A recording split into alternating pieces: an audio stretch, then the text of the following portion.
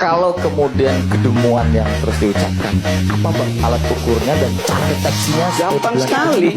Logical fallacies itu setiap kali presiden bicara ada ketidakruntunan logika. Setiap kali menteri bicara ada begituan, ketua partai itu yang saya kritik. Saya nggak kritik orangnya, saya kritik nalarnya, reasoningnya itu. Tapi sentimen yang dikedepankan terus benci-benci Jokowi, gimana itu bang? Saya nggak pernah benci Jokowi, saya nggak ada urusan pribadi.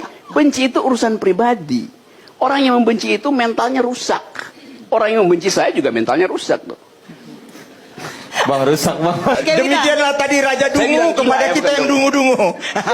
Emang gitu kok, gimana lo? Raja Dungu. Iya memang. Sakit hati nggak bang kalau dibilang Raja Dungu? Saya tuh nggak pernah sakit hati pada urusan publik.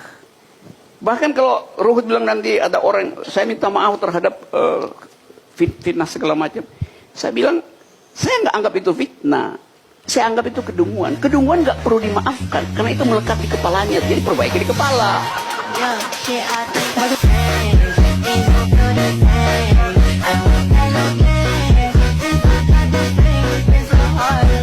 Semua yang di dalam ruangan ini, saya mohon,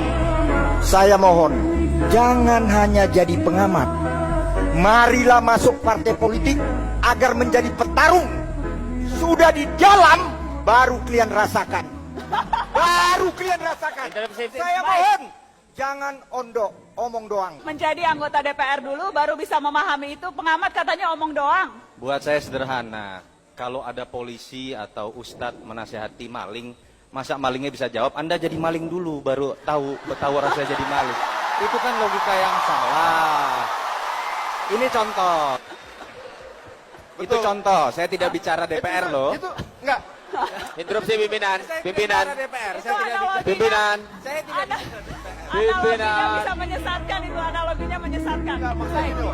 Bahwa memang sampai hari ini karya kita tidak kemudian dianggap berarti oleh rakyat, nggak perlu juga kita membela diri lah. Jadi anggota DPR dulu baru rasakan. Sudah benar pernyataan tadi itu, saya suka.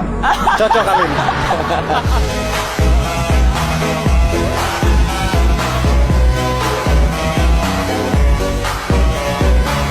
Karena Pak Presiden adalah kader dari PDI Perjuangan. Melalui forum ini dan atas izin dari pengurus, saya akan melaporkan.